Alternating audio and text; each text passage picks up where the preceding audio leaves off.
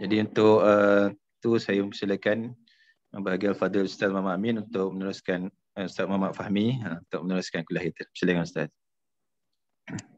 Bismillahirrahmanirrahim. Assalamualaikum warahmatullahi wabarakatuh. Alhamdulillahirabbil alamin wassalatu wassalamu ala asyrafil anbiya'i wal mursalin sayyidina Muhammadin wa ala alihi wa sahbihi ajma'in. Rabbana zidna ilman warzuqna fahman birahmatika ya arhamar rahimin. Allahumma faqihna fid din wa 'allimna at-ta'wil wahdina ila siratikal mustaqim. Amma ba'd. Alhamdulillah, terima kasih pada Al-Fadhil Ustaz Waliuddin, tuan-tuan dan puan-puan peserta daurah tafakuh kepada pembacaan kitab Al-Wasaya bil Marhamah pada pagi ini. Mudah-mudahan sentiasa kita mendapatkan bahagian daripada rahmat Allah Subhanahu Wa Taala daripada majlis ilmu, insya-Allah. Baik, ahlan wa sahlan, saya ucapkan selamat datang dan terima kasih juga kepada pihak Tafakuh Fiddin Masjid Al-Hasanah untuk penganjuran daurah kita ini yang insya-Allah akan berlangsung selama 5 sesi, 5 bulan, sebulan sekali pada hari Ahad, insya-Allah.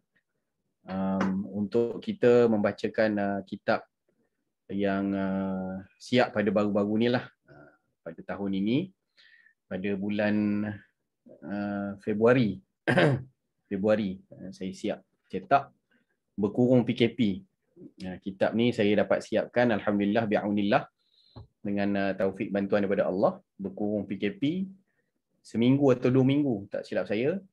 Jadi memang siang malam menghadap dan akhirnya dapat diselesaikanlah kitab Al-Wasaya bil Marhamah fi Bayanil Arba'in ayatan wa hadithan an rahmah. Pesan-pesan rahmah pada membicarakan 40 ayat dan hadis tentang rahmah. Nanti kita akan bahaskanlah dalam mukaddimah. Jumlah berapa hadis ada, berapa ayat Quran ada, lebih kurang 100 lebih muka surat. Kita harapkan insya-Allah dapat kita khatamkanlah dalam 5 sesi yang akan berlangsung. Saya share skrin dulu dia punya PDF insya-Allah dan kita akan bincangkan dalam mukaddimah lah untuk perbahasan bagaimana mendapatkan kitab ni. Sebentar lagi saya akan maklumkan insya-Allah. Baik, bismillahirrahmanirrahim.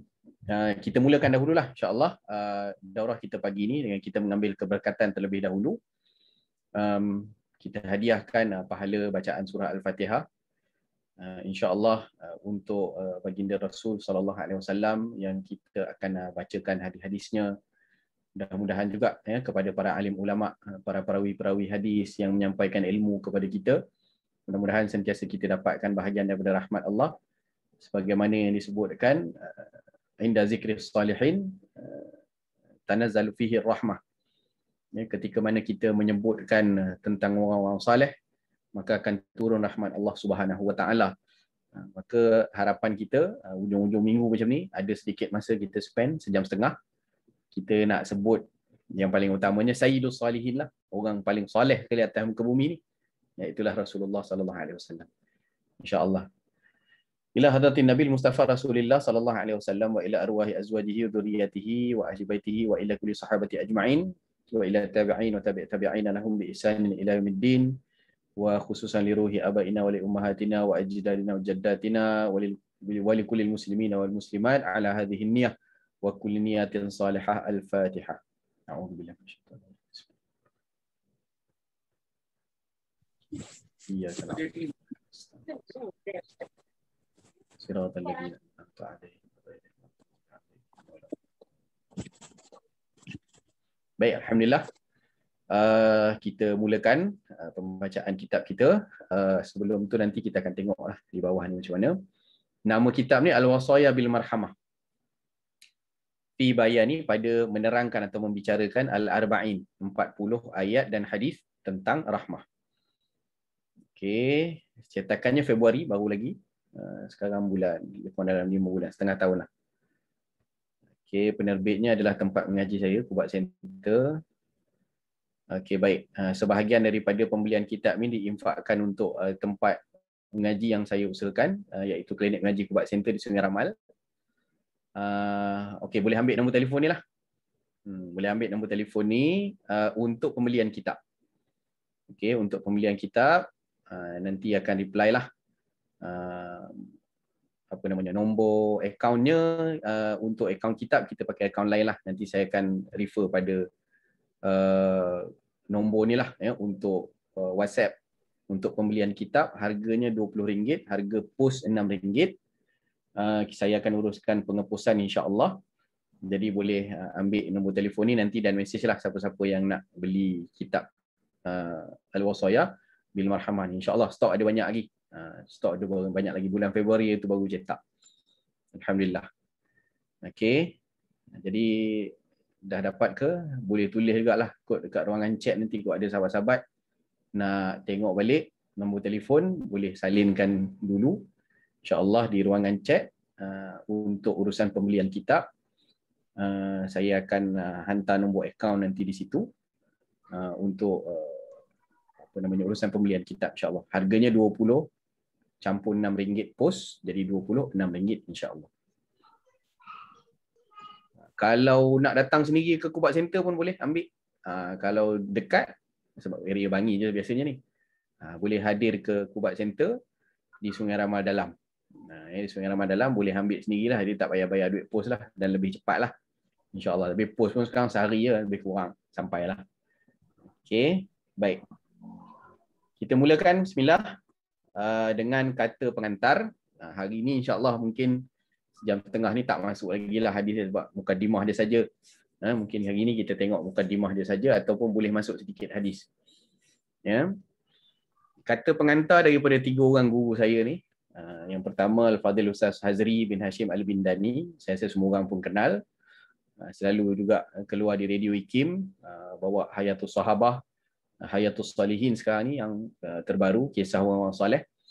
Al-Fadhil Ustaz Hazri bin Hashim Al-Bindani hafizahullah ta'ala. Beliau sudilah untuk memberikan kata pengantar untuk kitab Al-Faqir. Okey. Bismillahirrahmanirrahim. Alhamdulillah wassalatu wassalamu ala Rasulillah wa ala alihi wa ashabihi wa man walah, amma ba'd. Syukur kehadrat Ilahi dengan limpah kurnianya beri saya peluang untuk membaca sebuah kitab yang sangat besar manfaatnya, susunan saudara kami yang dikasihi Al-Fadhil Ustaz Fahmi bin Muhammad Amin Al-Azhari.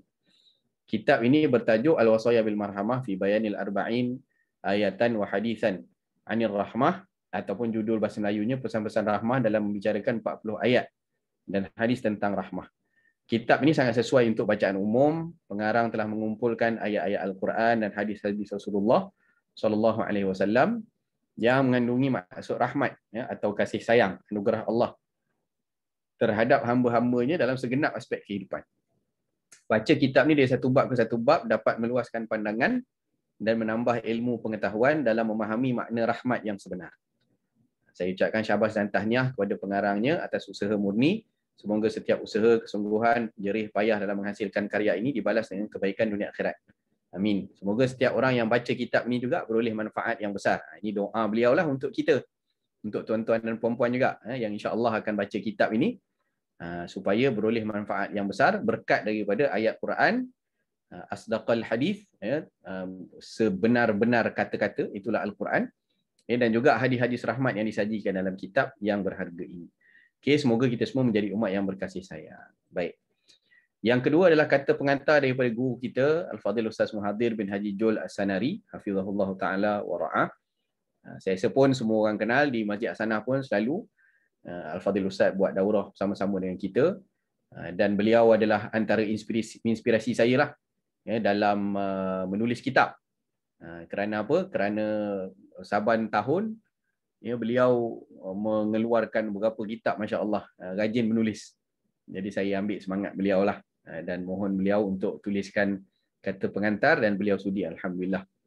Bismillahirrahmanirrahim. Alhamdulillah rabbil alamin wassalatu wassalamu ala asyrafil anbiya wal mursalin wa ala alihi sayyidina Muhammadin wa ala alihi wa sahbihi ajma'in, amma ba'd. Akhuna wa ustazuna Al-Fadhil Ustaz Muhammad Fahmi bin Muhammad Amin Al-Azhari hafizahullah meminta Al-Faqir untuk menulis kata-kata sambutan untuk buku beliau Pesan Rahmah pada membicarakan 40 ayat dan hadis rahmah. Walaupun Al-Faqir sebenarnya tidak layak untuk menulisnya. Masya-Allah, ini tawaduk beliau lah. Beliau guru saya. Jadi sangat layaklah untuk beliau menulisnya sebenarnya. Setelah membaca keseluruhan isi kandungan buku Pesan Rahmah dan Pesan Rahmah ini, dia adalah sebuah buku yang sangat baik, membicarakan tentang rahmat secara umum dan khusus yang terkandung dalam ayat-ayat dan hadis yang berkaitan dengannya. Mukadimah ni, kata pengantar ni pentinglah untuk kita dapatkan gambaran keseluruhan lah sebenarnya sebelum kita masuk kitab ni. Ya.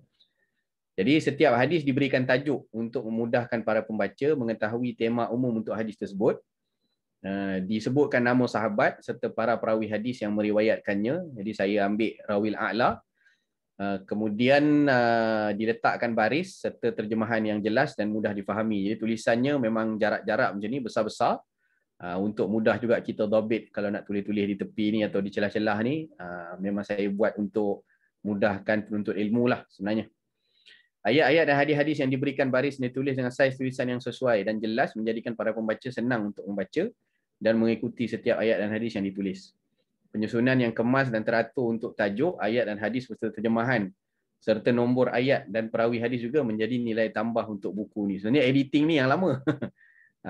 Kumpulkan tu mudah kan, nak betulkan ejaan, nak standardizekan font, nak tambahkan simbol sallallahu alaihi wasallam pada sebutan nama Nabi. Yang itu yang lama sikit. Itu yang leceh sikit lah kalau dalam penulisan ataupun penyusunan buku. Para pembaca budiman, sesungguhnya perbahasan tentang rahmah di dalam buku ini sangat sesuai dan tepat pada masanya untuk dipelajari, difahami, dipraktik dan disebarluaskan oleh setiap insan, terutama sekali pada zaman moden yang penuh cabaran sekarang. Jika diamati, nama Ar-Rahman dan Ar-Rahim disebut sejurus selepas lafaz jalalah Allah. Jadi ayat pertama dalam Quran surah Fatihah itu Bismillahirrahmanirrahim kan. Jadi ayat pertama dalam surah terawal dan teragung surah Fatihah. Permulaan setiap surah dalam Quran juga. Kecuali surah At-Taubah lah. Ini ada perbahasan dia. Dalam tajwid kita belajarlah. Tak ada Bismillah dalam surah Taubah. Kan sebab dia surah yang tidak mengandungi keamanan. Surah itu diturunkan waktu perang. Jadi sedangkan Bismillah itu adalah lafaz keamanan. Jadi tidak ada dibacakan di awal surah At-Taubah itu. Dan bacaan paling awal diucapkan setiap kali melakukan perbuatan yang baik adalah juga Bismillahirrahmanirrahim. Jadi Rahman, Rahim, kedua-duanya ni root words dia adalah daripada rahmat. Kan? Pengutusan Sayyidul Wujud Nabi Muhammad sallallahu alaihi wasallam ke seluruh alam sebagai rahmatan lil alamin.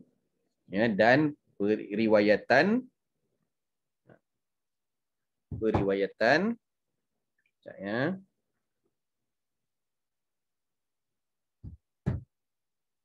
hadis musalsal bil awwaliyah. Ni nanti pun pada hadis yang pertama, mungkin kita baca yang ni dululah nanti. Sebab mungkin ada yang pertama kali baru belajar sama-sama dengan saya, mungkin pertama kali dengar hadis daripada saya. Jadi dalam tradisi para ulama, hadis pertama yang mereka dengari daripada guru itu adalah mereka ambil hadis musalsal bil awwaliyah. Jadi saya muatkan masuk dalam hadis yang pertama lah. Semuanya mempunyai rahsia dan hikmah yang besar yang merujuk kepada rahmat. Justru membicarakan tajuk rahmah ini adalah membicarakan sesuatu yang besar dan mulia, yang menjadikan individu, kumpulan, masyarakat yang membicara dan mempraktikkannya mendapat kebesaran dan kemuliaan daripada Allah Subhanahu Wa Taala.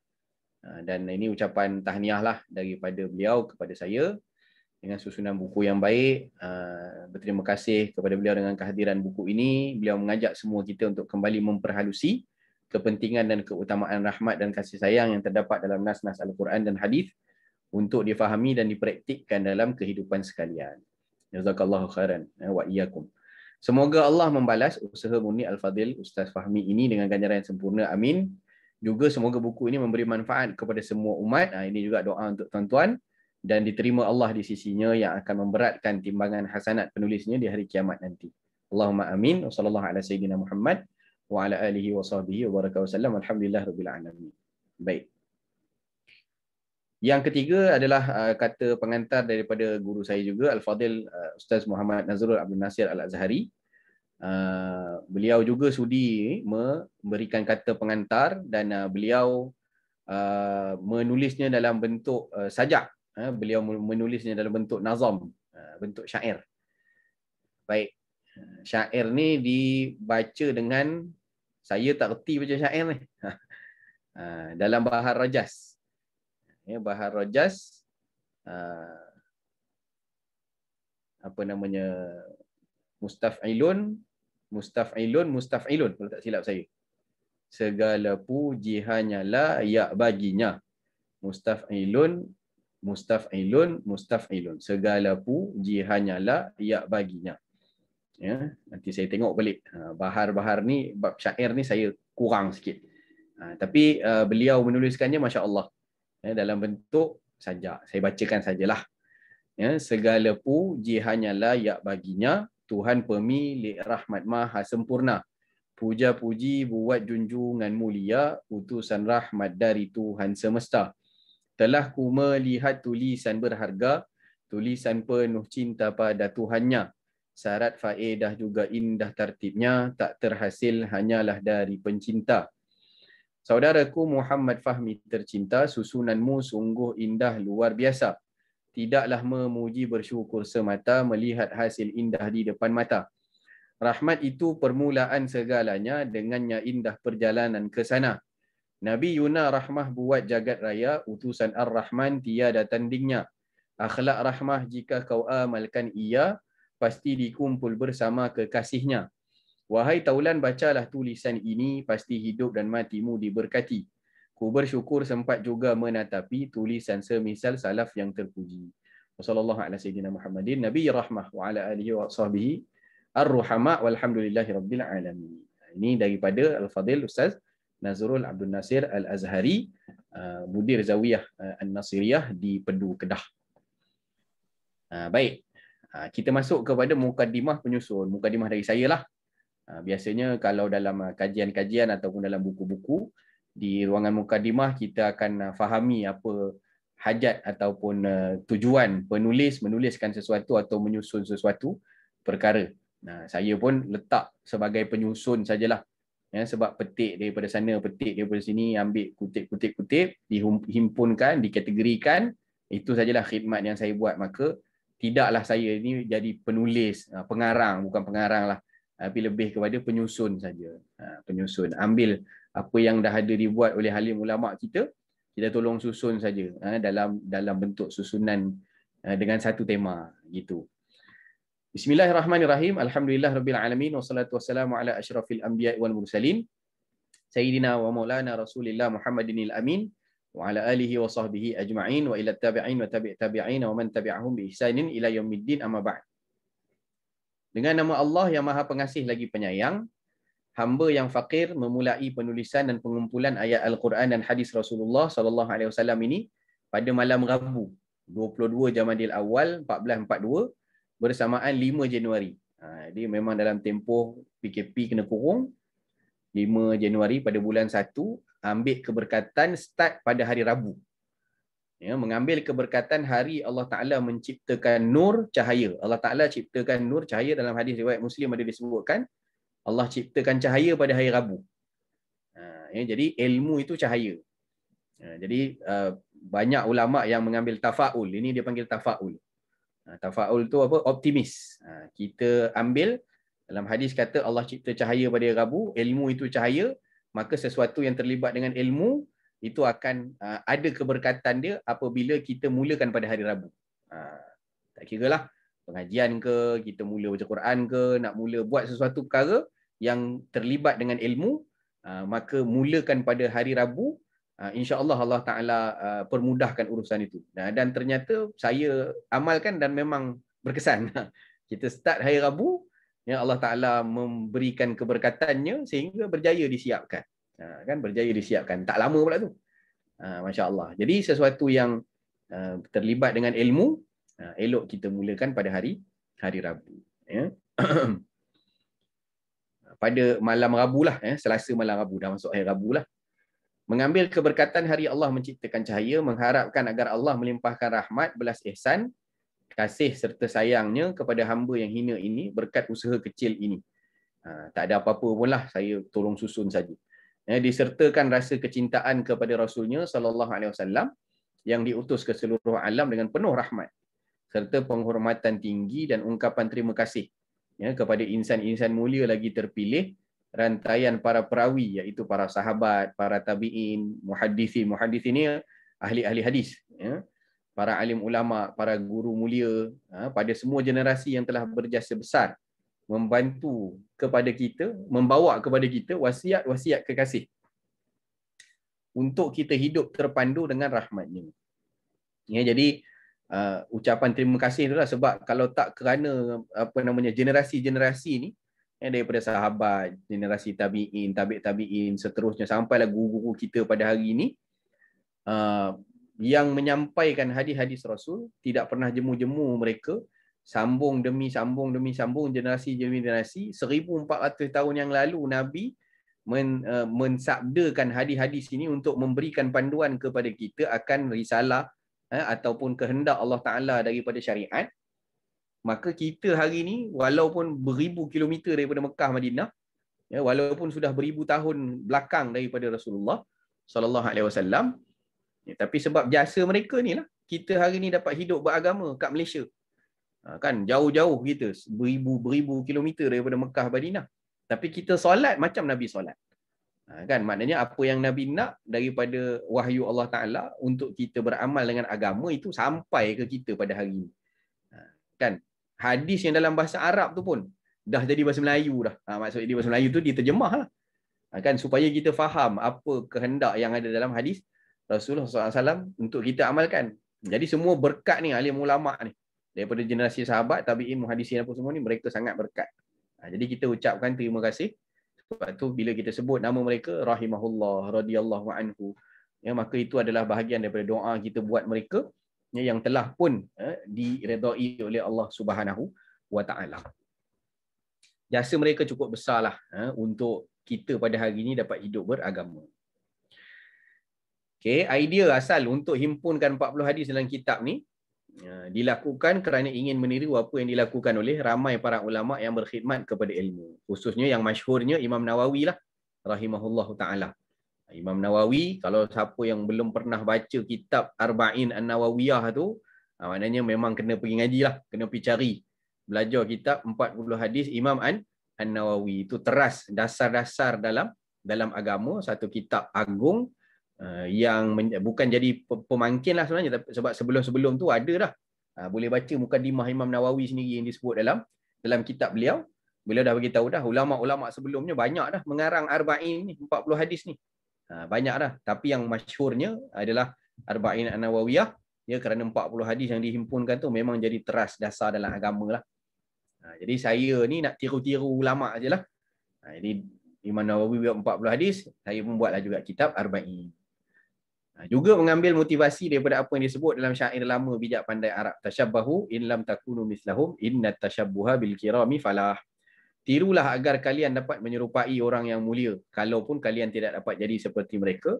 Perbuatan kalian yang cuba menyerupai mereka itu akan bawa kalian kepada kejayaan. Jadi saya pun cuba-cuba nak menulis, cuba-cuba nak menyusun. Itulah yang dibuat supaya nak tirulah apa yang dilakukan oleh alim ulama. Kebanyakan daripada hadis-hadis yang dimuatkan di dalam ini adalah buah hasil daripada istifadah. Saya hadir ke pengajian, mengambil faedah melalui sesi pengajian yang telah hamba hadiri dan dengari daripada para masyayikh dan tuan-tuan guru mulia. Terutamanya ni antara guru yang saya banyak ambil faedah lah. Daripada Sayyidi Syekh Ahmad Fahmi Zamzam Al-Banjari Al-Maliki Al-Nadwi, hafizahullah. Sayyidi Syekh Nuruddin Marbu Al-Banjari Al-Makki, hafizahullah. Sayyidi Al-Habib Ali Zainal Abidin Al-Hamid, hafizahullah. Sayyidi Al-Fadhil Ustaz Muhammad Nazrul Abdul Nasir Al-Azhari, hafizahullah. Dan tidak dilupakan almarhum Syekh Muhammad Husni Ginting Al-Langkati Al-Azhari, rahimahullah. Dan banyaklah sebenarnya para guru dan asatizah lain yang taklah mampu untuk saya sebutkan satu persatu dekat sini.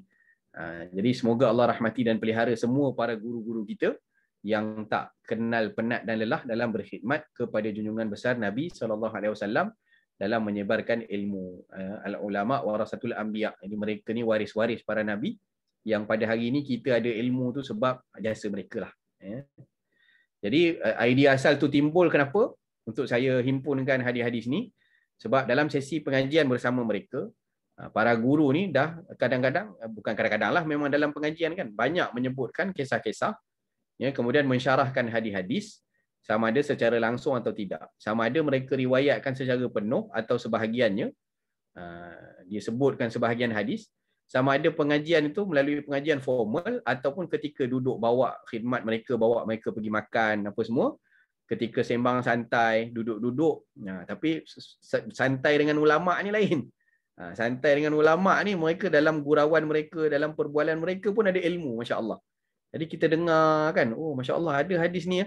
Jadi dalam pengajian-pengajian macam tu, bila kita dengar tu, terdetik kan untuk, sebab kadang-kadang tak formal, disebut secara santai ataupun potongan ataupun simple. Jadi terdetiklah di hati saya ni, ya, untuk mencari kisah lengkap daripada matan penuh riwayat hadis yang disebutkan. Dalam pengajian banyak. Bila kadang-kadang Syekh sebut cara dia santai je kan. Nabi begini, sahabat buat begini. Oh, ada sahabat ni nama ni. Jadi saya terfikirlah mana hadisnya ya. Maknanya ada tak hadis nak tahu matan penuh atau kisah penuh daripada hadis yang disebutkan oleh para masyayikh. Jadi saya pun dengan taufik daripada Allah, maknanya memilihlah satu tema, yang mana satu nak ambil, nak buat tema jadi kitab untuk dihimpun.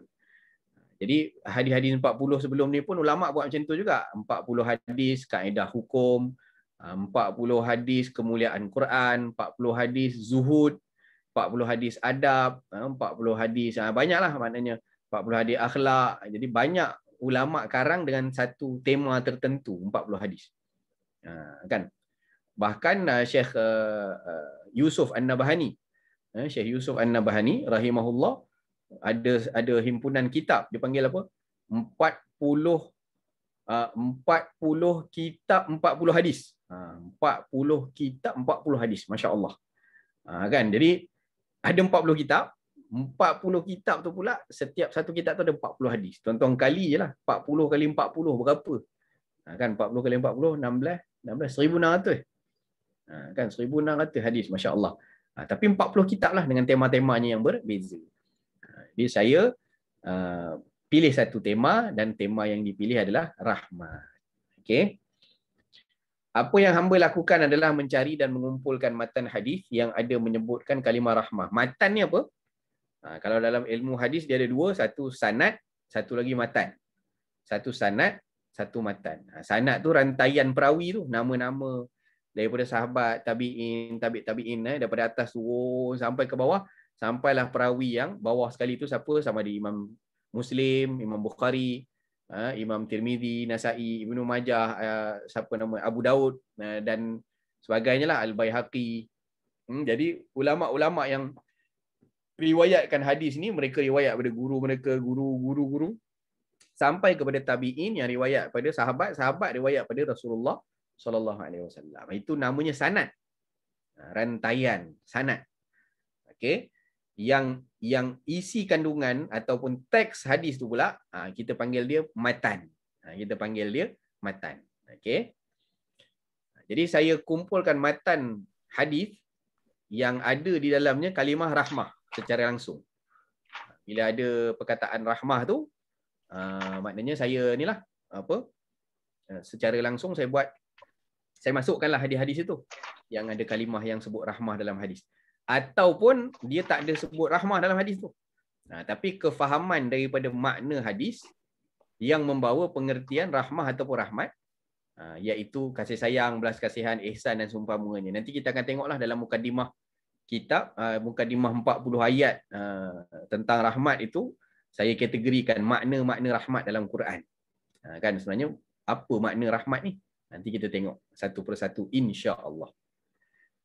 Begitu juga dalam memahami makna rahmat Allah Subhanahu Wa Taala, hamba muatkan bersama dalam mukadimah kitab ini sekitar 40 ayat Quran kalamullah yang mulia, dengan mengkategorikan ayat tersebut mengikut pada konteks makna kalimah rahmat yang difirmankan oleh Allah Taala dalam Al-Quran. Ya, dan hamba telah merujuk kepada tafsir Ibnu Katsir untuk meneliti kesesuaian kefahaman terhadap maknanya. Okey. Niat hamba asalnya adalah untuk menghimpun satu sahaja hadis di bawah setiap tajuk. Ini bila dah start susun, dia datang idea melempah-lempah. Itu masalah. Mula-mula memang nak buat 40 hadis saja. Jadi asalnya satu tajuk, satu hadis. Macam tu.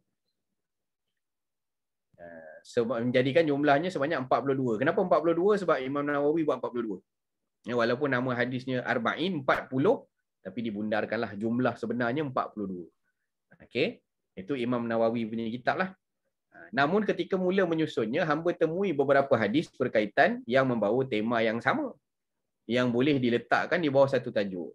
Al-maklum, kita bila mencari, dalam proses nak jumpa tu, kita jumpa macam-macam dulu. Jadi, yang ini boleh masuk bawah tajuk ni, yang ini boleh masuk bawah tajuk ni. Jadi akhirnya dah lebih daripada 42. Kan? Dah lebih daripada 42. Jadi disebabkan adanya hadis yang tema sama, boleh diletakkan bawah satu tajuk, bagi menambahkan lagi capaian sudut pandang dan kefahaman terhadap sesuatu tajuk. Maka hamba pun buat keputusan untuk memasukkan bersama hadis lain yang berkaitan. Sehingga ada sebahagian tajuk yang dimuatkan 2 atau 3 hadis di bawahnya. Jadi kita boleh katakanlah, walaupun kitab ni tertulis 42 hadis, tapi sebenarnya kitab ni membahaskan 42 tajuk lah sebenarnya, yang menghimpunkan hadis berkenaan dengan rahmat. Jadi satu tajuk tu mungkin ada 1 hadis, ada yang 2 hadis, ada yang 3 hadis. Macam tu. Jadi banyaklah, dia tak jadilah 42 hadis jumlah hadis tu. Tapi 42 tajuk sebenarnya. Secara tepatnya jumlah hadis dalam yang dimuatkan dalam ni adalah 70. Ada 70 hadis kesemuanya. Macam itulah. Satu tajuk ada yang 1, satu tajuk ada yang 2, ada yang 3 macam tu. Maka dengan ini hamba namakan kitab ini Al-Wasaya bil Marhamah. Tiada apa-apa daya dan kudrat dari hamba melainkan apa yang engkau beri jua wahai Allah. Semoga berkat daripada kata-kata mulia dan lafaz yang bercahaya yang dihimpunkan ini, hamba diberi izin untuk dihimpun bersama para anbiya, khususnya junjungan mulia Nabi Muhammad SAW. Begitu juga para sahabah, awliya dan salihin, menikmati kebersamaan dengan kekasih dalam rahmatnya. Begitu juga kepada para guru dan asatizah yang sudi sama-sama memanfaatkan kitab ini dalam menyebarkan ilmu, dan juga kepada para penuntut ilmu serta para pembaca yang ikhlas dalam harapan menambah cinta kepada kekasih. Jadi mudah-mudahanlah ini niat kita semualah, yang sama-sama baca dengan Al-Faqir untuk 5 siri yang akan datang, untuk 5 bulan ini.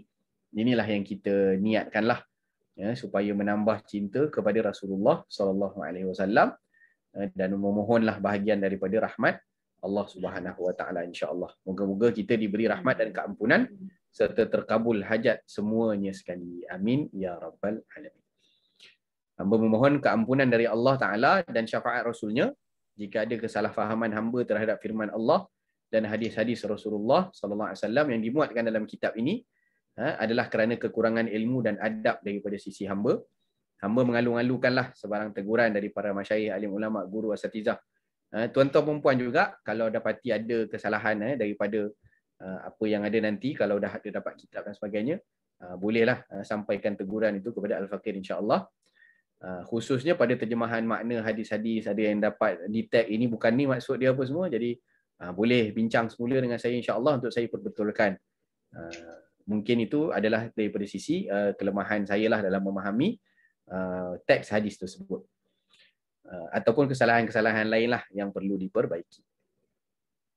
Besar harapan hamba agar Allah Ta'ala menerima usaha kecil hamba yang fakir lagi hakir ini sebagai satu amalan yang dapat meraih redha Allah Ta'ala dan menggembirakan Rasulullah SAW, dan dapat memberi manfaat buat diri sendiri sebagai ingatan dan galakkan beramal, buat ibu bapa sebagai saham pahala jariah, buat isteri, anak-anak dan keluarga sebagai didikan, buat para masyayikh, ahli ilmu dan pencintanya, serta seluruh umat Islam sebagai berkongsi kebaikan dan saling mendoakan. Jadi majlis kita ni majlis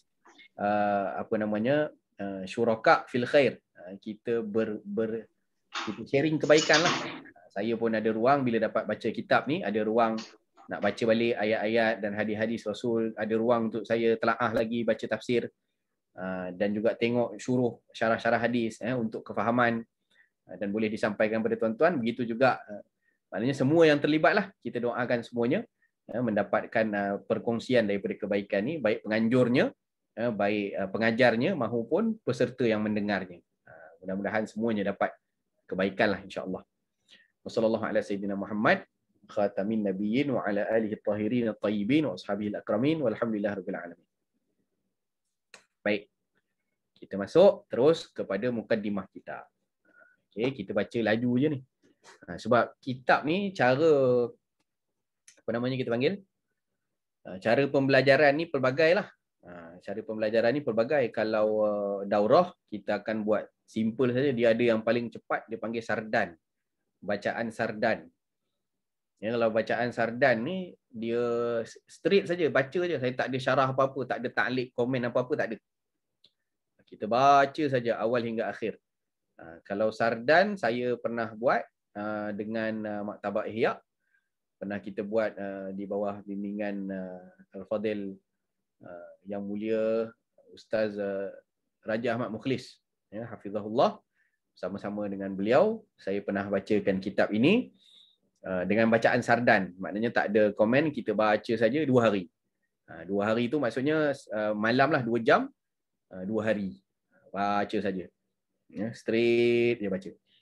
Okey. Jadi boleh habislah. 2 jam ke 3 jam boleh habis insya-Allah bacaan straight. Tapi kita ada 5 sesi. Jadi bila 5 sesi, satu sesi sejam setengah, banyak jugalah, 6-7 jam juga. Jadi 6-7 jam itu akan dimanfaatkan dengan sedikit taklik.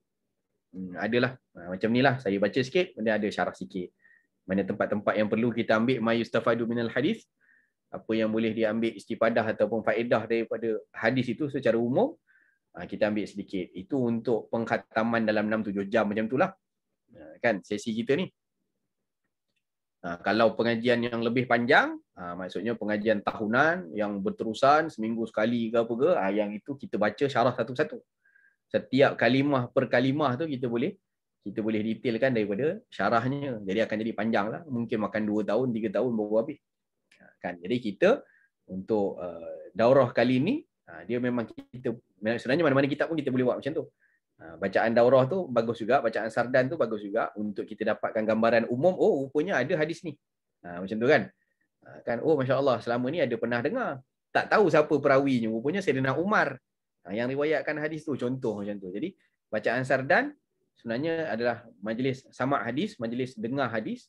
Itu adalah majlis yang baik. Kalau ulama dulu mereka jadikan majlis sama' hadis ni majlis umum, maknanya dihadiri oleh ribuan orang.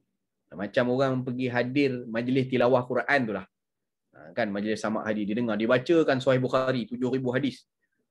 Pada ramai, lalu je baca, laju je baca. Kan sekali lalu. Itu bacaan sardan, tapi kita tak adalah nak buat maknanya baca sahaja. Sebab baca saja tuan-tuan boleh baca kat rumah. Tapi yalah, nak kira baca sendiri ni tak jadi kan. Kitab kita pun kalau dah dapat tu, kita tarik keluar daripada rak tu bila ada majlis je.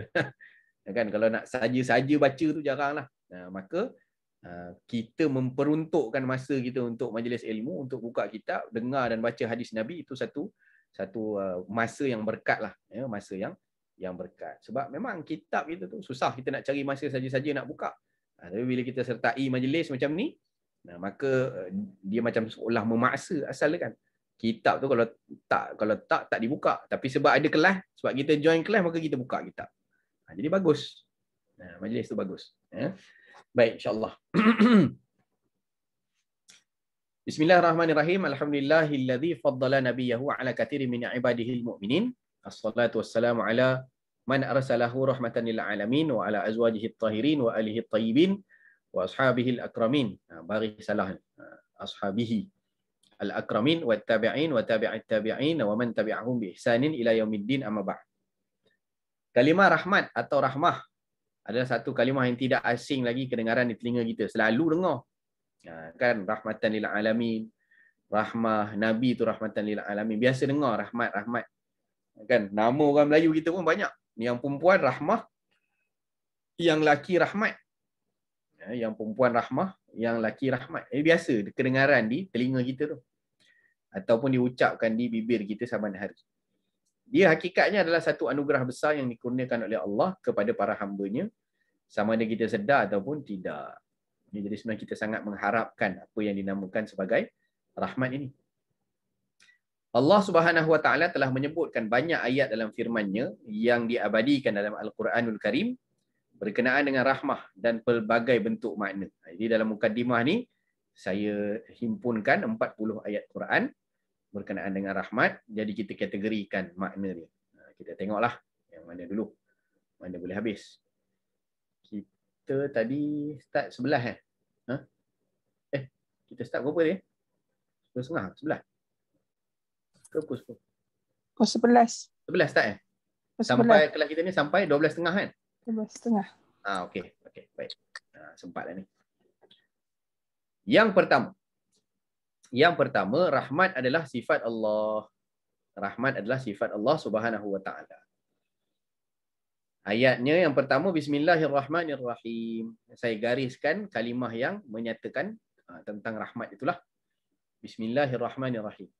Dengan nama Allah yang Maha Pemurah lagi Maha Mengasihani. Ya, dengan nama Allah yang Maha Pemurah lagi Maha Mengasihani. Jadi yang ini kalau mana-mana pun syarah Bismillah ni panjang lah kan. Panjang, tapi kedua-duanya dalam banyak-banyak nama Allah. Dalam perkara yang kita disuruh untuk sebut nama Allah dalam setiap perbuatan kita, maka dipilih dua sifat paling utama sifat Allah, iaitulah Ar-Rahman dan Ar-Rahim, yang kedua-duanya membawa maksud rahmat. Rahman ni ada lebih lah, dia ada 5 huruf. Ra, Ha, Mim, Alif, Nun. Yang ni ada 4 huruf. Ra, Ha, Ya, Mim. Jadi sifat Rahman Allah ni dapat kepada lebih ramai makhluknya. Termasuk yang Muslim, yang kafir, yang baik, yang jahat, yang tua, yang muda, semua dapat ni. Bahagian daripada sifat Rahmannya Allah. Selalu saya sebut, dalam kitab lama kalau Rahman ini disebut dengan nama Allah yang Maha Boros. Maha Boros. Sebab apa boros? Sebab pemurah. Kan? Kita kalau duduk dengan orang boros, kita untung. Kita yang beruntung. Sebab dia tak kisah duit dia keluar. Kau ambil lah apa kau nak, semua aku bayar. Kan? Jadi duduk dengan orang boros ni, orang pemurah, kita untung. Dia buat kenduri, kita dapat makan. Dia beli barang, dia beli 2, kita dapat 1.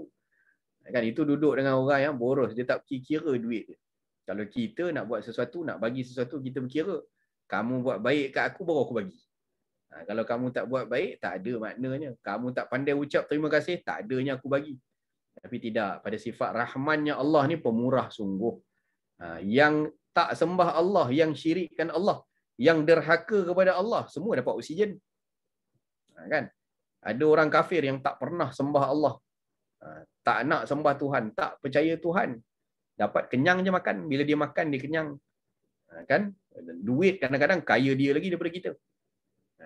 Kerja dia elok je, tak ada apa-apa. Bisnes dia laku je, tak ada apa-apa. Itu berkat daripada rahmannya Allah, sifat rahman Allah.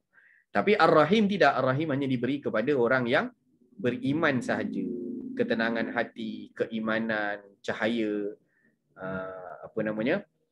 akhirat, itu diberi kepada orang yang diberi daripada sifat Allah Ar-Rahim.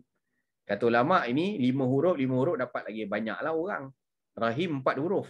Jadi 4 huruf dapat pada orang tertentu. Sedikit sahaja. Tak ramailah. Memang orang yang beriman kepada Allah tak ramai. Kalau kita tengok populasi dunia pun, orang yang tidak Islam lebih ramai daripada orang Islam. Yang orang Islam sendiri pula, yang mukmin pun tak ramai. Yang betul-betul beriman kepada Allah tak ramai. Ada orang yang sekadar hanya menyebut di lidahnya saja la ilaha illallah, tapi kehidupannya kehidupan sebagaimana kehidupan orang kafir. Kadang-kadang ada macam itu. Kan? Jadi Ar-Rahim diberikan hanya kepada hamba Allah. Sifat kasihan, belas ihsan, mengasihani ni Allah beri kepada hamba yang beriman sahaja. Okey, baik. Jadi saya tak berhajat nak memanjangkan syarah di situ. Yang pastinya adalah dalam ayat itu Ar-Rahman Ar-Rahim, dalam banyak-banyak sifat Allah, banyak-banyak nama Allah, dipilih yang ni kerana inilah yang paling utama dan paling besar. Iaitulah yang diharapkan daripada seluruh makhluk, iaitu Rahman. Baik, ayat yang kedua. A'udzubillahi minasyaitonirrajim. Qul liman ma fis samawati wal ard qul lillah kataba ala nafsihi ar-rahmah la yajma'annakum ila yaumil qiyamati la raiba fihi alladzina khasiru anfusahum fahum la yu'minun. Bertanyalah wahai Muhammad, hak milik siapakah segala yang ada di langit dan di bumi? Katakanlah semuanya itu adalah milik Allah. Dia telah menetapkan atas dirinya sifat memberi rahmat. Demi sesungguhnya dia akan menghimpunkan kamu pada hari kiamat. yang tidak ada sebarang syak padanya. Orang-orang yang merugikan diri sendiri, ya, orang-orang yang merugikan diri sendiri dengan mensia-siakan pengurniaan Allah Subhanahu wa taala, maka mereka dengan sebab yang tersebut tidak beriman. Surah Al-An'am ayat 12. Jadi dalam sini sifat Allah itulah kataba ala nafsihir rahmah. Allah telah menetapkan atas dirinya sifat memberi rahmat. Jadi yang memberi rahmat itu adalah Allah. Okey. Jadi kita tahu rahmat bila sebut dalam Quran banyak makna. Yang pertama adalah sifat Allah. Yang kedua, rahmat adalah junjungan mulia baginda Rasulullah sallallahu alaihi wasallam. Bila disebut rahmat dalam Quran, maknanya rahmat situ adalah Nabi. Dalam ayatnya, wama arsalnaka illa rahmatan lil alamin. Dan tiadalah kami mengutuskan kau wahai Muhammad melainkan untuk menjadi rahmat bagi sekalian alam. Maka Nabi itu rahmat bagi sekalian alam. Dan yang ini nanti kita akan dapat lihat daripada hadis-hadis yang ada dalam kitab ini. Bagaimana Nabi itu datang jadi rahmat bukan sahaja kepada manusia, ya, tapi kepada jamadat, kepada benda-benda mati, ya, kepada haiwan, kepada tumbuhan, ya, kepada orang-orang yang ingkar, hatta kepada orang-orang yang kafir. Hatta asalnya kepada syaitan. Asalnya Nabi itu ada sifat belas rahmat kepada syaitan. Kalau kita ingat lagi belajar dalam kitab Allahumma salli ala sayyidina Muhammad bulan Rejab itu, Isra Mi'raj. Ya. Dalam kitab Isra Mi'raj disebutkan Nabi cuci hati kan. Dibelah dada Nabi, dicuci hati Nabi sallallahu alaihi wasallam sebelum Isra Mi'raj. Jadi kata ulama apa sebab cuci hati Nabi tu? Dalam hadis disebutkan dibawa keluar hadzus syaitan. Hadzus syaitan tu tempat hadzu ni dalam bahasa Arab, hadz ni maksudnya bahagian. Bahagian syaitan. Jadi kata ulama apa maksud bahagian syaitan? Sebab syaitan dia tak boleh menguasai Nabi. Kan dia bukan macam kita ni, syaitan ni dalam pembuluh darah kita mengalir dia, duk telinga kita duk bisikkan ke hati kita, ganggu hidup kita. Itu memang kerja syaitan lah, musuh utama kita. Tapi Rasulullah sallallahu alaihi wasallam, syaitan tak boleh buat benda-benda macam tu dengan Nabi. Jadi Allah pelihara Nabi sallallahu alaihi wasallam daripada gangguan syaitan. Syaitan tak boleh buat pada Nabi. Hatta menyerupai Nabi dalam mimpi pun syaitan tak boleh buat. Apatah lagi nak ganggu Nabi waktu tengah dalam jaga. Dalam mimpi saja pun tak boleh nak menyamar jadi Nabi, tak boleh. Syaitan tak mampu buat. Kan? Jadi hatta asalnya itu Nabi ada sifat belas rahmat, tapi dikeluarkan, dicuci hazzus syaitan itu dengan air Zam-Zam oleh malaikat Jibril yang buat operasi hati baginda Rasul itu. Dicuci bahagian syaitan tu maknanya bahagian rahmat Nabi kepada syaitan tu dibuang. Jadi tak ada adalah istilah mudah kita. Nabi yang kepada lain semua ada sifat belas, ada sifat rahmat, tapi kepada syaitan minta maaf tak ada lah. Tak ada can dah, tak ada belas kesian dah, ya, kepada syaitan. Okey. Jadi itu sebahagian tafsiran ulama pada hadzus syaitan yang dicuci daripada hati Nabi sallallahu alaihi wasallam. Selain daripada itu semua dapat bahagian daripada rahmat Nabi. Nanti kita akan tengok dalam hadis. Dia punya kandungan dia kan, rahmat kepada orang pun banyak jenis. Kepada ibu, kepada anak, kepada ayah, kepada pekerja, kepada majikan, kepada hamba, kepada orang kafir, kepada habis semua. Rahmat ni menyeluruh. Yang kita akan insya-Allah tengok dalam kitab ini. Jadi bila disebut dalam Quran rahmatan lil alamin, ayat ini kalimah rahmatnya adalah merujuk kepada siapa? Rasulullah sallallahu alaihi wa ala alihi wasallam. Ayat yang berikutnya, laqad ja'akum rasulun min anfusikum azizun 'alaihi ma 'anittum harisun 'alaikum bil mu'minina raufur rahim. Sesungguhnya telah datang kepada kamu seorang rasul dari golongan kamu sendiri, iaitu Nabi Muhammad sallallahu alaihi wasallam. Golongan kamu itu min anfusikum, ini ada dua qiraat, satu qiraat min anfusikum, satu qiraat min anfasikum. Anfas, precious, valuable. Ya, kalau anfusikum daripada jenis kamu, maknanya nabi yang diutus oleh Allah tu adalah manusia jugalah, bukan malaikat. Kan, bukan malaikat. Itu pun ada ayat Quran Allah Taala dah bagi tahulah kenapa hantar nabi ni manusia kan. Hantarlah malaikat. Jadi Allah dah jawab siap-siap dalam Quran. Ya, kalau aku hantar malaikat nanti kamu condemn. Kamu tu banyak sangat condemn. Kerja nak komplain saja. Dihantar manusia, komplain kenapa tak hantar malaikat. Jadi Rasul, dia hantar malaikat sekali kamu kata tak faham sebab dia bolehlah, dia daripada cahaya, dia tak makan, dia tak minum. Kamu ada nafsu, ada gangguan syaitan. Kejap taat, kejap derhaka, kejap berdosa, kejap buat pahala. Jadi, kalau Nabi hantar malaikat, senanglah dia nak buat amal, dia malaikat. Jadi, akhirnya tak buat juga amal kan. Hantar Nabi daripada kalangan sama macam kamu, manusia pun kamu tak nak ikut juga. Hantar malaikat lagi buat alasan. Jadi min anfusikum, telah datang kepada kamu utusan Allah seorang rasul daripada golongan kamu sendiri, daripada manusia. Dan dihantarkan pula Quran itu dalam bahasa Arab. Supaya apa? Supaya kamu tak pertikai nanti kata kenapa datang bawa ajaran kepada kami kepada menggunakan bahasa yang kami tak faham. Nak ajar kami beragama tapi cakap bahasa tak apa-apa, bahasa lain. Ada. Sebab tu Quran tu turun panduannya kepada umat Rasulullah yang asalnya berbangsa Arab. Nabi kemudian tersebar ke seluruh dunia. Okay, jadi Quran tu turun bahasa Arab lah. Diterjemah kepada bahasa lain. Kalau dalam qiraat lain min anfasikum, anfas fa-nya tu berbalik atas, maksud dia adalah precious. Telah datang kepada kamu seorang rasul daripada kalangan yang paling nafis, yang paling bernilai, yang paling hebat, yang paling itulah. Yang mana sifat Nabi itu adalah azizun alaihi ma anittum harisun alaikum bil mu'minin raufur rahim. Yang sangat berat kepadanya sebarang kesusahan yang ditanggung oleh kamu. Itu sifat Nabi. Nanti kita akan tengok bagaimana rahmat Nabi kepada umat. Ada bab dia. Kan fikir Nabi, susah hati Nabi kepada kita tu macam mana. Kan? Yang mana sangat tamak inginkan kebaikan bagi kamu. Bila diberi offer pada Nabi sallallahu alaihi wasallam, kamu nak ada pilihan kan? Kamu nak separuh umat kamu semua masuk syurga ke ataupun kamu diberikan syafaat uzma.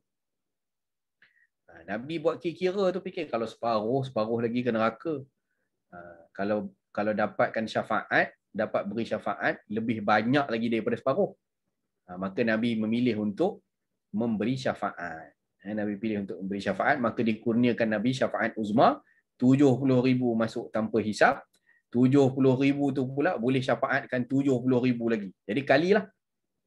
Tuan-tuan kalilah sendiri. 70,000 kali 70,000. Rosak kalkulator. Tak muat.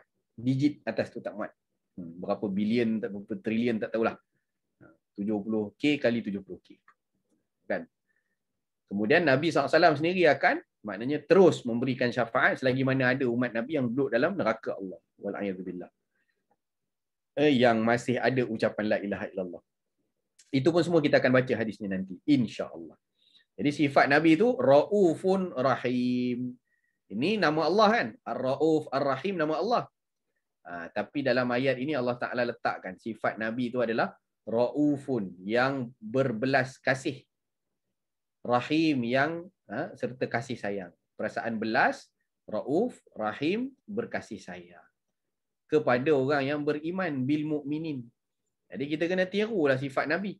Bila kita berhadapan dengan orang mukmin, kena ada sifat rahmat tu. Kena ada sifat belas tu. Kadang-kadang yang ini banyak hilang daripada diri kita. Kan sesama dengan orang kafir, dia nak jaga hati sangat. Banyak benda nak jaga hati orang kafir. Tapi dengan mukmin ni, dengan orang Islam, mengucap la ilaha illallah, semayang sama-sama, yang itu keras sungguh. Kan keras sungguh dia. Yang penyembah-penyembah berhala yang memang sah-sah tak nak terima Tuhan tu, yang tu boleh buat kawan, boleh buat baik apa semua. Tapi maknanya orang yang beriman, yang mengucap la ilaha illallah sama-sama, yang buat pahala semayang sama-sama, yang itu dia keras sungguh. Bahkan kadang-kadang yang Islam tu dia keluarkan daripada Islam, dikafirkan dia, dimunafikkan dia, difasikkan dia. Itu masalah. Jadi dengan orang beriman ni kita kena letak atas tu. Kita tak ada kayu ukur asabiah atau ta'assub kepada sesuatu perkara, melainkan dalam perihal berkasih sayang sesama mukminin, yang paling tinggi di atas sekali adalah la ilaha illallah Muhammadur Rasulullah. Itu dulu. Apa-apa sentimen belakang dulu. Belakang dulu. First sekali la ilaha illallah dulu. Sebab apa? Sebab orang mukminin, orang beriman nanti akhirnya akan masuk syurga juga dengan syafaat Nabi. Yang dah masuk neraka pun akan dikeluarkan juga oleh Nabi sallallahu alaihi wasallam. Baik. Panjang syarah situ. Jadi iyalah, kita sama-sama mukminin ni kita boleh letaklah dalam pemikiran kita bahawa mereka ni jiran kita di syurga. Kan? Jiran kita di syurga. Kita pun tak tahu siapa ke syurga dulu. Dia dulu ke lagi cepat daripada kita? Kita dulu ke lagi cepat daripada dia? Kita pun tak tahu. Tapi kita tahu sebab dia ucap la ilaha illallah, dia masuk syurga. Akhirnya pasti akan, kalau pun masuk neraka, pasti akan dikeluarkan masuk ke syurga. Jadi kan bakal jiran kita. Bakal jiran kita dalam syurga. Berbeza dengan orang-orang kafir yang walau macam mana baik pun dia di atas muka bumi ni, habitat a'maluhum fid dunya wal akhirah. Apa nama habitat? Sia-sia ataupun berterbangan macam debu saja amalan mereka. Baiklah duduk kat dunia, senanglah hati kita. Mana syurganya di dunia lah. Kita senang hatilah berkawan dengan orang bukan Islam yang baik. Kan? Sebab dia baik. Tak apalah. Tak menyusahkan orang apa, bagus. Tapi dia tak nak beriman. Dia bila tak nak beriman, kita tahu bahawa dia tak ada kunci syurga. Bila tak ada kunci syurga, maka rahmat Allah Ta'ala tidak dapat pada dia di akhirat. Di dunia sahaja. Okey. Jadi Nabi berbelas kasihan sesama kaum mukminin. Ini kita kena ambil. Ya? Okey. Nombor 3. Makna rahmat dalam Quran yang ketiga. Rahmat adalah keampunan. Maghfirah. Firman Allah Ta'ala, Qul ya ibadiyalladzina asrafu ala anfusihim, la taqnatu min rahmatillah. Innallaha yaghfirudz dzunuba jami'a. Innahu huwal ghafurur rahim. Katakanlah wahai Muhammad, wahai hamba-hambaku yang telah melampaui batas terhadap diri mereka sendiri. Melampau macam mana ni? Dengan perbuatan-perbuatan maksiat, dengan perbuatan-perbuatan dosa, maka kita telah melampaui batas-batas yang ditetapkan oleh Allah. Jadi apa Allah kata? La taqnatu min rahmatillah. Kamu dah melampaui batas, kamu dah jatuh kepada dosa, kamu buat maksiat, jangan putus asa daripada rahmat Allah. Jadi apa maksud rahmat di sini? Maksud rahmat di sini adalah keampunan. Ya, kamu buat dosa, kamu buat salah, tapi Allah itu Maha Pengampun. Innallaha yaghfirudz dzunuba jami'a. Sesungguhnya Allah mengampunkan segala dosa, dan sesungguhnya dialah juga yang Maha Pengampun lagi Maha Mengasihani. Okey. Cuma hadis ni kalau kita ayat ini kalau kita lihat daripada sudut tasawuf mengatakan bahawa kita dalam memberikan targhib wa tarhib kepada orang, kena tengok juga orang dia. Jangan ambil ayat ni lepas tu dibuat umum sahaja. Dibuat umum maksudnya macam mana? Ni kan innallaha yaghfirudz dzunuba jami'a. Allah ni kalau hamba buat dosa, kita jangan putus asa. Jadi kita buat je dosa, nanti Allah Ta'ala ampun lah. Sebab kan Allah ampun. Ada orang kaki spin ni. Dia tengok ni, oi gembira aku ni. Tengok maknanya jangan putus asa dari rahmat Allah. Ya, hamba-hamba yang berdosa. Jadi bolehlah buat dosa kan. Buat dosa je lah. Nanti mesti Allah ampun. Sebab tu dalam tasawuf mengajarkan kepada kita adanya khauf dan raja. Ya, adanya khauf dan raja. Apa dia khauf dan raja? Takut dan harap. Jadi ayat yang macam ini kita bagi kepada siapa? Bagi kepada orang yang maknanya sudah terjatuh, yang dia pun asalnya memang tak nak sangat. menjaga diri dia, tapi akhirnya jatuh juga kepada lembah kedosaan. Maka kita berikan semangat daripada dia. Allah Ta'ala Maha menerima taubat. Jangan kamu putus asa. Taubat, menyesal atas perbuatan lama, jangan ulangi lagi. Dan insya-Allah yang lama-lama yang lepas tu Allah ampun. Yang penting kamu tak ulang lagi lah. Jadi untuk bagi harapan kepada mereka yang maknanya sudah hampir putus harapan. Tapi kalau bagi yang jenis macam tadi tu, kaki spin ni payah sikit. Dan dia kata tak apalah buat dosa, nanti Allah ampunlah. Yang itu dia tidak ada khauf, dia hanya ada rajak saja. Sedangkan kita dalam beribadah, kita kena ada balancekan dua-dua. Takut dan harap. Takut sebenarnya azab Allah Ta'ala. Takut sedar berpandangan macam tu, tiba-tiba tak sempat bertaubat, mati. Kan tak sebab taubat, mati. Lagi masalah. Okey. Baik. Jadi jangan berputus asa daripada rahmat Allah. Ayat-ayat macam inilah kita bagi semangat dekat orang-orang yang lemah semangat. Kan aku ni hidup dah tak tahu apa tujuan dah. Kan kemurungan PKP ni. Kerja apa pun tak menjadi, itu apa pun tak ni. Jangan putus asa. Allah kata apa? La taqnatu min rahmatillah. Kalau hamba yang berdosa sekalipun kembali dia kepada Allah, ya, maka akan Allah ampunkan walau sebesar mana pun dosa dia.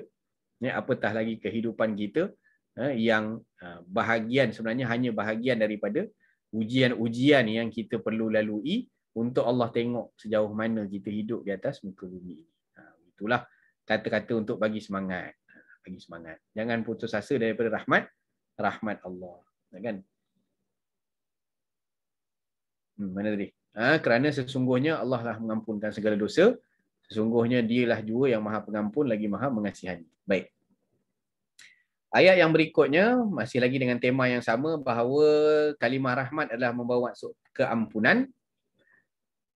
Wa rabbukal ghafuru dzur rahmah law yu'akhidhuhum bima kasabu la'ajjala lahumul 'adzab bal lahum maw'idun lan yajidu min dunihi maw'ila. Dan Tuhanmu Maha Pengampun lagi melimpah-limpah rahmatnya jika dia mahu menyeksa mereka di dunia disebabkan apa yang mereka telah usahakan, tentulah dia akan menyegerakan azab itu menimpa mereka. Tetapi dia tidak berbuat demikian. Bahkan dia tentukan bagi mereka satu masa yang mereka tidak sekali-kali akan dapat sebarang tempat perlindungan yang ialah daripadanya. Baik.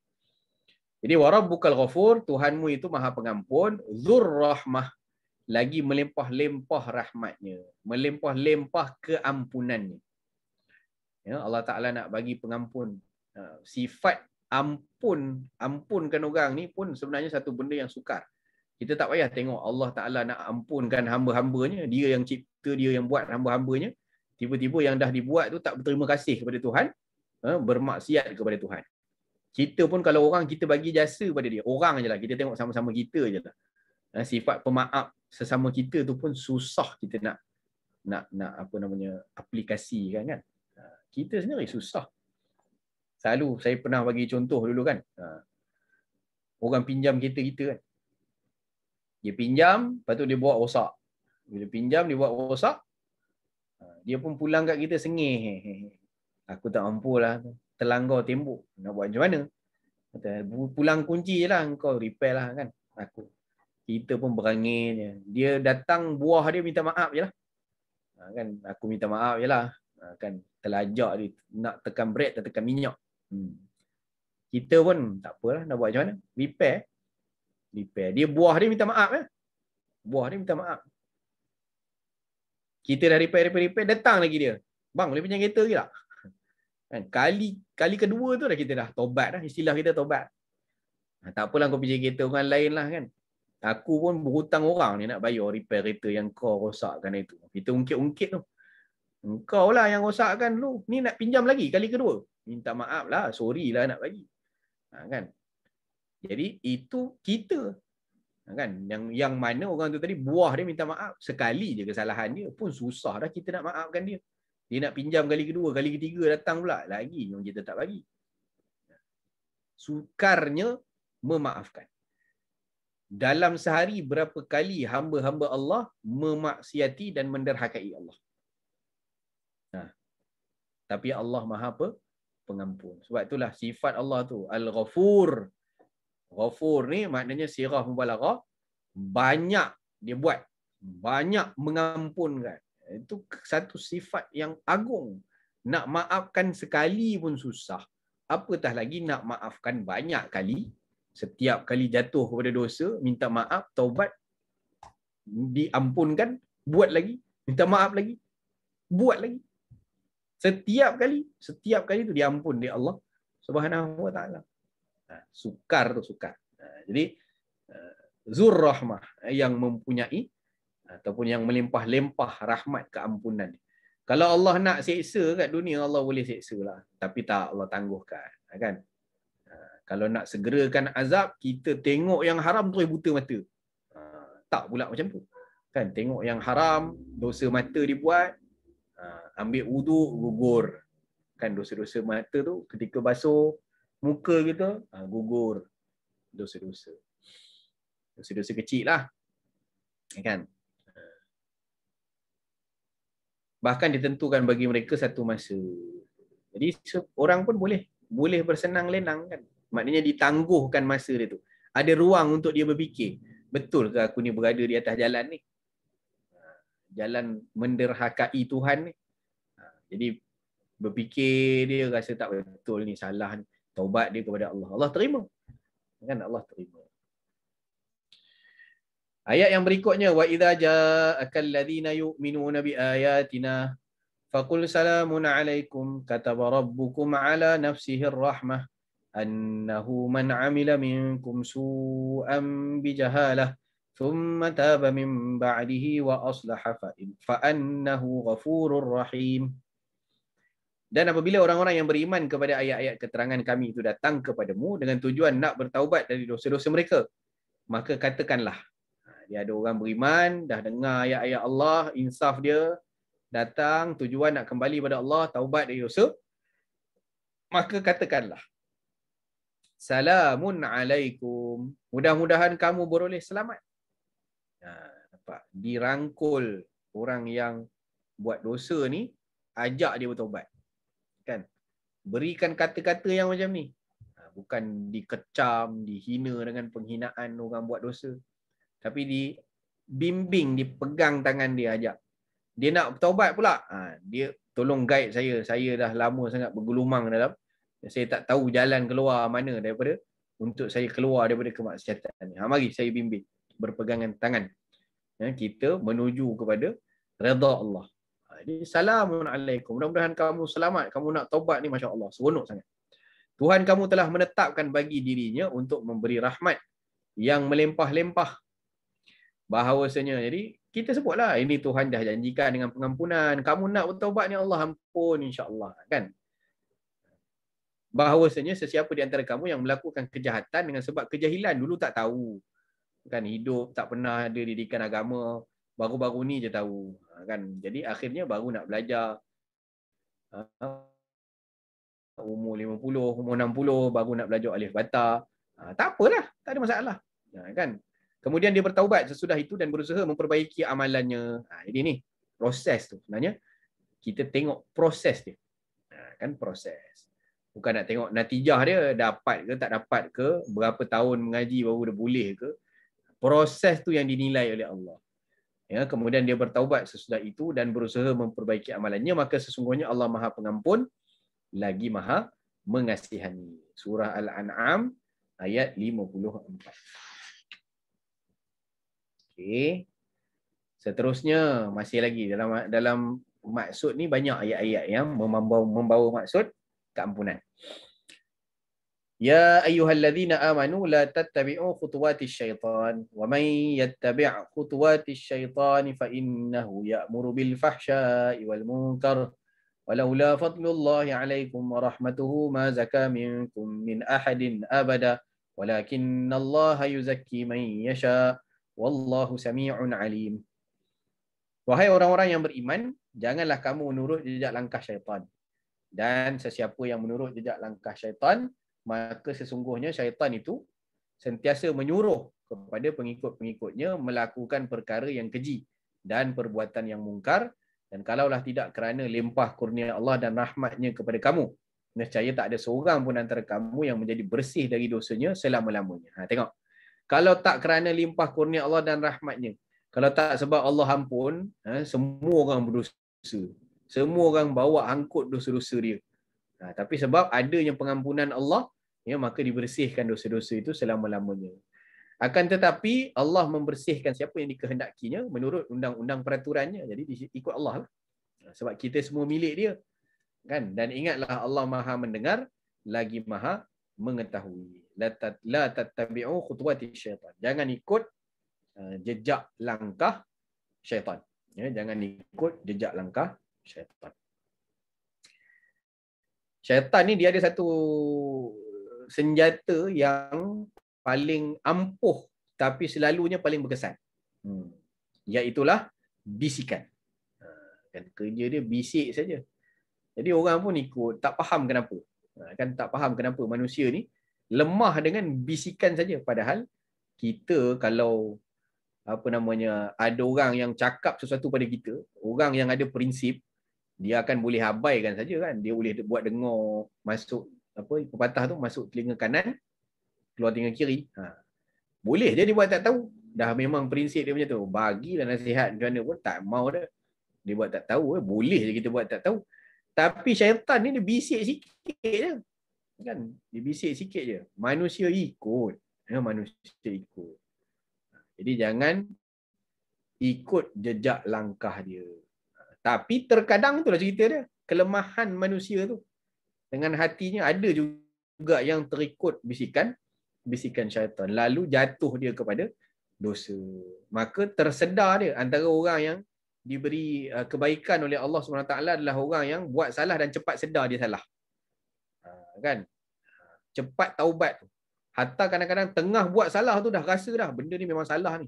Macam mana aku boleh terjatuh buat benda ni. Dia tengah buat tu tapi dia rasa kesalahan tu. Itu maknanya orang yang diberi taufik oleh Allah Ta'ala untuk taubat. Ya kan? Diberi taufik oleh Allah untuk taubat. Itu masih baik. Itu masih baik daripada orang yang maknanya menderhaka kepada Allah dan memang tak ada rasa apa-apa. Ya, dia tak ada rasa apa-apa. Itu lagi masalah lah. Habis, nombor 3. Makna rahmat yang keempat. Semua sekali ada 25. Saya kategorikan 40 ayat ni kita pecah-pecahkan, dikategorikan jadi 25 makna rahmat. Sebenarnya banyak lagi. Tapi kitab nanti jadi tebal sangat pula. Okey, baik. Yang keempat, rahmat adalah petunjuk hidayah. Saya ambil masa 5 minit terakhir lah ya kalau ada soalan, kalau nak buka. Ataupun kita straight saja. Ada soalan buka, nanti panjang kitab tak habis. Nanti kita ambil lah sikit masa insya-Allah kalau ada soalan. Tuliskan di ruangan chat pun boleh kot kalau ada. Kalau tahu saya jawab lah. Kalau tak tahu pun saya jawab juga. Saya jawab tak tahulah. Okey, kita tengok sikit lagi. Rahmat adalah petunjuk hidayah. Firman Allah Ta'ala, walaula fadlullahi alaika wa rahmatuhu lahammat ta'ifatum minhum ay yudilluk wa ma yudilluna illa anfusahum wa ma yadurrunaka min syai' wa anzalallahu alaikal kitaba wal hikmata wa 'allamaka ma lam takun ta'lam wa kana fadlullahi alaika 'azima. Dan kalaulah tidak kerana limpah kurnia Allah dan rahmatnya kepadamu wahai Muhammad, nescaya berhasillah cita-cita segolongan daripada mereka. Ini apa? Rahmat adalah petunjuk. Kalau tak kerana limpah kurnia Allah dan rahmatnya kepadamu, nescaya berhasil cita-cita segolongan daripada mereka yang bertujuan hendak menyesatkanmu. Maksudnya apa? Maksudnya rahmat di situ, maksudnya adalah petunjuk. Allah Ta'ala bagi petunjuk. Kalau tak sebab Allah bagi petunjuk, orang nak sesat kan sesat. Macam itulah. Kita ni kalau tak ada petunjuk pada diri kita, mudah kita ni ditarik-tarik dia orang untuk jadi sesat. Kita ambil contoh duniawi je lah. Kalau tak pandai pakai Waze, tak pandai pakai Google Map. Google Map tu menyesat, bukan tunjuk jalan tu. Dia bukannya jadi penunjuk jalan. Kita tak pandai pakai. Type alamat tak tahu kan. Maknanya tidak ada petunjuk pada diri kita untuk guna benda tu. Maka boleh jadi sesat kan, boleh jadi sesat. Jadi memanglah begitulah dalam kehidupan kita ni. Kalau tidak kerana limpah kurnia petunjuk daripada Allah, maka kita takkan jumpa jalan. Orang yang nak sesatkan kita boleh sangat nak sesatkan kita. Senang aja tarik. Padahal mereka tidak akan menyesatkan melainkan dirinya sendiri. Dan juga mereka tidak akan dapat mendatangkan mudarat kepadamu sedikit pun. Dan selain itu, Allah telah menurunkan kepadamu kitab Al-Quran serta hikmah pengetahuan yang mendalam dan telah mengajarkan apa yang kau tidak mengetahuinya. Dan adalah kurnia Allah yang dilimpahkannya kepadamu amatlah besar. Jadi ini semua bahagian daripada petunjuk-petunjuk yang Allah berikan kepada kita. Dia bagi Al-Quran. Al-Quran ni nak dibaca, nak difahami, nak diamalkan. Ini petunjuk lah ni. Manual of life. Manual kehidupan kita ni. Al-Quran. Hikmah pengetahuan yang mendalam, kebijaksanaan kita dalam kehidupan dibagi petunjuk. Macam mana nak melalui kehidupan. Tambah lagi dalam keadaan-keadaan yang mencabar macam zaman kita sekarang. Nak handle kerja macam mana, nak handle keluarga macam mana, nak handle keuangan macam mana, nak handle emosi kita macam mana, nak handle amal ibadah kita macam mana. Macam-macam benda yang perlukan hikmah, kebijaksanaan dan petunjuk daripada Allah Subhanahu Wa Taala. Dan dialah juga yang mengajarkan apa yang kau tidak mengetahuinya. Jadi apa saja ilmu yang kita ada pada hari ini, kita tak boleh dabik dada. Sebab itu adalah daripada Allah. Tengok apa kata malaikat. Bila Nabi Adam dalam syurga, tanya malaikat tentang nama-nama benda-benda yang telah Allah Ta'ala ajar kepada Nabi Adam.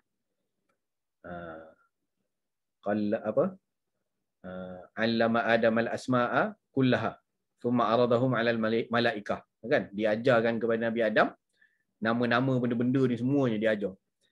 Lepas tu ditanya kepada malaikat. Apa jawab malaikat? Qala subhanaka la ilma lana illa ma 'allamtana. Kan? Subhanaka la ilma lana illa ma 'allamtana. Maha suci engkau ya Allah. La ilma lana, kami ni tak ada apa-apa pengetahuan. Kan? Illa ma 'allamtana, melainkan apa yang kau ajarkan pada kami lah. Yang kau bagi tahu, yang kau izin kami, yang kau tunjuk kami jalan untuk kami belajar, untuk kami tahu, maka kami tahulah. Sebab tu setiap orang ni dia ada ilmu dia yang Allah Taala bagi apa namanya? Yalah, setiap orang ada kan. Jadi kita tak boleh memperlekehkan ada satu poster saya tengok semalam kan. Setiap orang tu tajam pada bidang dia masing-masing. Maknanya ada ilmu dia yang dikhususkan kepada dia, tidak pada orang lain. Ada yang dikhususkan pada orang lain, tidak pada dia. Maknanya dapat pada dia, tak dapat pada orang lain. Dapat pada orang lain, tak dapat pada dia. Macam itulah sifat ilmu.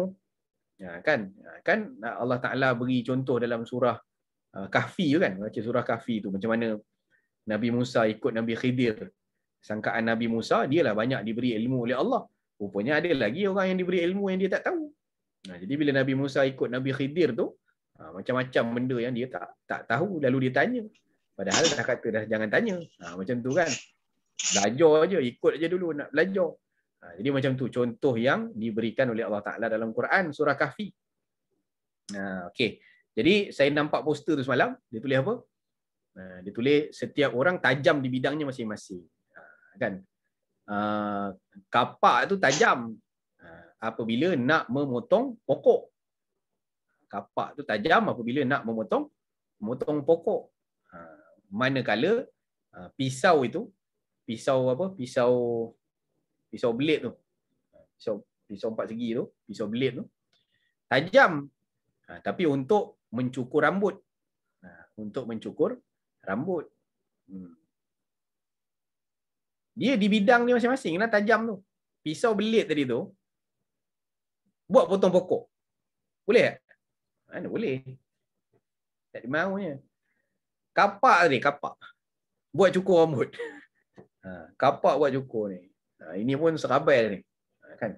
Kita tunggu habis binatang korban untuk dapat syumul maghfirah. Kan? Tujuan dia gugur binatang korban itu, gugur bulu-bulu kita ni semua dengan sekali dengan dosa-dosa. Mudah-mudahan. Itu dia panggil al-fa'lu, tafa'ul. Kan? Sunnah. Nak buat cukur rambut pakai kapak tak jadi. Jadi masing-masing pun ada ketajaman di bidang masing-masing. Begitu juga ilmu. Ada orang ada ilmu kat sini, ada orang ada ilmu kat sini. Ada orang tak ada ilmu kat sini, ada orang tak ada ilmu kat sini. Jadi kenapa kita memperlekehkan orang? Kan memperlekehkan orang lain. Itu antara hijab. Hijab yang Allah Ta'ala beri kepada orang. Dia kalau dalam kitab Minhajul Abidin tu dia ada sebut kan, aqabah yang pertama tu aqabah ilmu. Dia orang yang ada ilmu tu dia berasa diri dia hebat. Dia berasa diri dia hebat lalu dia memperlekehkan ilmu orang lain. Itu tak boleh. Masing-masing ada ketajaman masing-masing. Ada fungsi masing-masing dalam kehidupan. Kan, jadi sebenarnya Allah lah yang ajarkan kepada kita apa yang kita tidak tahu. Jadi syukurlah Allah Ta'ala bagi pengetahuan tu kepada kita. Dan adalah kurnia Allah yang dilimpahkannya kepadamu amatlah besar. Kan? Surah An-Nisa ayat 113. Kita habiskan part ni, satu ayat lagi. Firman Allah Ta'ala, "Summa ataina Musal kitaba tamaman 'alal ladzi ahsana wa tafsilan likulli syai'in wa hudaw wa rahmatan la'allahum biliqa'i rabbihim yu'minun." Kemudian ketahuilah pula bahawa kami telah memberikan kepada Nabi Musa kitab Taurat untuk menyempurnakan kemuliaan dan nikmat kami kepada orang yang telah berbuat baik menjalankan ajaran kitab itu, iaitulah Nabi Musa AS. Dan untuk menerangkan tiap-tiap sesuatu serta menjadi petunjuk dan rahmat supaya mereka beriman kepada pertemuan dengan Tuhan mereka pada hari akhirat kelak. Surah Al-An'am ayat 154. Jadi wahudaw wa rahmah. Ya, hudaw wa rahmah, petunjuk dan rahmat supaya apa? Diberikan tadi petunjuk jalan tadi, kitab diturunkan supaya jadi petunjuklah, hidup kita tak sesat baratlah. Ada guideline. Tahu fungsi sesuatu barang. Kita nak beli satu barang, kita tengok bercerai-berai barang tu, nak cantumkan, tengok manual kan. Tengok manual. Oh, rupanya function boleh macam ni. Tekan ini jadi ini, tekan ni jadi ni. Masuk benda ni kat sini jadi function macam ni. Tak baca manual tak tahu. Begitu juga manusia. Manusia tak pernah tahu apa isi kandungan Quran, dia takkan tahu apa tujuan dia hidup atas muka bumi ni. Jadi hidup mungkin ikut rutin macam yang lain sajalah. Hidup sekadar hidupan orang panggil. Kan? Hidup sekadar hidupan, apa beza dengan hidupan? Maknanya dengan haiwan apa beza? Bangun tidur, lapar. Lapar cari makan. Cari makan kerja. Dapat duit, makan. Makan, perut penuh, ngantuk. Ngantuk, tidur. Bangun tidur, sakit perut. Buang balik makan. Dah buang makan, perut kosong, makan balik. Lepas tu, ke mana pergi? Tasalsul, begitu ya. Itu je lah rutin harian. Kalau tak faham, ke mana nak ditunjukkan jalan hidup. Maka Quran datang, kitab-kitab datang dan Allah Ta'ala bekalkan dengan Nabi.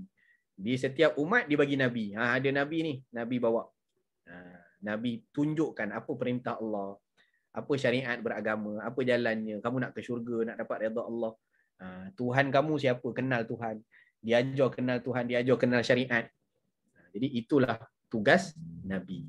Ya, membawa umat kepada redha Allah. Jadi petunjuklah tu. Nabi itu sendiri sebagai petunjuk, Quran kitab tu juga sebagai satu petunjuk. Dan kedua-duanya adalah rahmat. Nabi adalah rahmat, kitab-kitab juga adalah rahmat. Petunjuk yang Allah Ta'ala kurniakan kepada kita supaya tak tersesat jalan dalam menuju perkara yang setiap hari 17 kali kita minta. Apa dia 17 kali tu? Ihdinas siratal mustaqim. Ihdinas siratal mustaqim. 17 rakaat, dalam setiap rakaat ada baca Fatihah, maka 17 kali kita minta ihdinas siratal mustaqim. Tunjukkan kami jalan yang lurus. Maknanya pandukan. Ihdina tu beri petunjuk, beri hidayah, beri rahmat kepada kami sehingga kami, jalan kami tak tersesat, tak tergelincir, tak terbabas, tak kona, tak bengkok, tak apa semua, jalannya lurus kepada menuju redha Allah. Wallahu alam. Untuk sesi yang pertama kita berhenti pada muka surat 20. Nanti kita masuk pada maksud rahmat yang kelima. Rahmat adalah agama dan keimanan. Saya tengok sikit kalau ada soalan. Mana chat? Nampak macam tak ada. Ada soalan? Tak ada soalan ya? Ada satu soalan. Yang mana lebih tepat dan afdal nak sebut dan tulis? Rahmat atau rahmah. Rahmat atau rahmah. Yang ni kena tengok Dewan Bahasa lah. Kalau bahasa Melayu dia. Kan rahmah tu bahasa Arab lah sebenarnya. Ta dia tu ta marbutah. Apabila ta marbutah tu diwakafkan, maka kita akan sebut hurufnya tu jadi huruf ha. Sebab tu jadi rahmah. Kalau rahmat itu ta maftuhah pun ada juga. Rahmatallah pun ada juga. Kalau dia bersambung barisnya, dia akan baca dengan rahmatu, rahmata, rahmati. Ya, dengan ta marbutah yang ada baris ataupun yang diwakafkan, dia akan jadi rahmah. Tapi Dewan Bahasa saya tak pasti macam mana bahasa Melayu punya penggunaan tentang kalimah rahmat, sama ada rahmat atau rahmah ataupun mungkin ada kedua-duanya sekali. Wallahu a'lam, yang tu kena rujuk pada penggunaan bahasa Melayu lah. Tapi daripada segi bahasa Arab, itulah dua-duanya diguna pakai. Rahmat pun ya, itu juga. Rahmah pun ya, itu juga. Okey.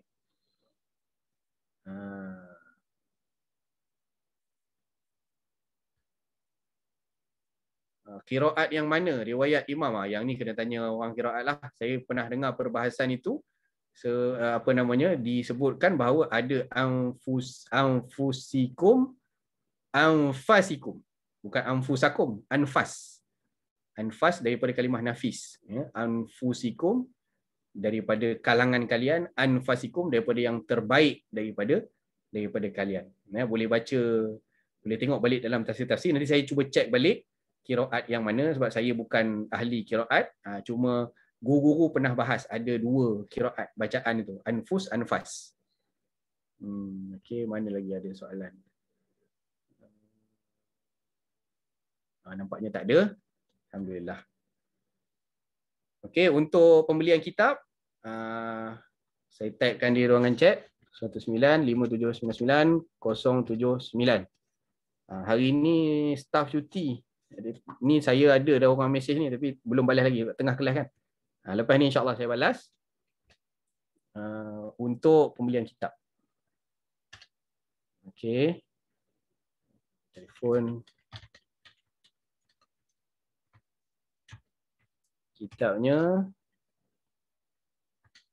harga RM26 ya. Sekali pos. Okey. Alhamdulillah. Nanti mesej saya siapa yang berminat nak beli kitab, insya-Allah nanti saya uruskan pembeliannya dan kita akan jumpa lagi. Ada masa yang panjang sikit insya-Allah untuk bulan depan. Kita akan sambung pada muka surat 21 insya-Allah dengan kitab kita yang jumlahnya 133 muka surat. Jadi kalau nak dikompilekan, nak bahagi kepada 5, 140, 120 bahagi 5, berapa tu? 30 kan? 30 kali 5, 130, 150. Lebih kurang lah. Tak sampai 30 lah, mungkin 25 muka surat macam tu, lebih kurang. Kita hari ni dah 21, Alhamdulillah, okey lah tu. Okey, nanti kita akan ikut pace dia ni sampai kita mudah-mudahan lah dipermudahkan oleh Allah Ta'ala. Kata guru-guru kami, hari pertama mengaji kena datangkan niat dulu. Maksud datangkan niat tu adalah kita niat untuk khatamkan kitab ni. Sebab kita tak tahu umur kita macam mana. Kita kena niat dulu, mudah-mudahan Allah Ta'ala mempermudahkan niat itu. Dan kalau pun tak sampai niat itu, maksudnya umur tak panjang, sama ada umur saya atau umur tuan-tuan, kita tak tahu. Setiap hari kita tak tahu detik mata, kertipan mata kita ni, sama ada kita tutup boleh buka balik ataupun kita buka terus terbuka tak tertutup, kita tak tahu.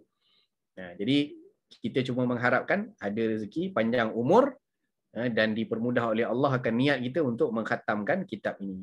Kalau tak khatam kitab, sama ada tok guru khatam dulu ataupun tuan-tuan yang khatam dululah.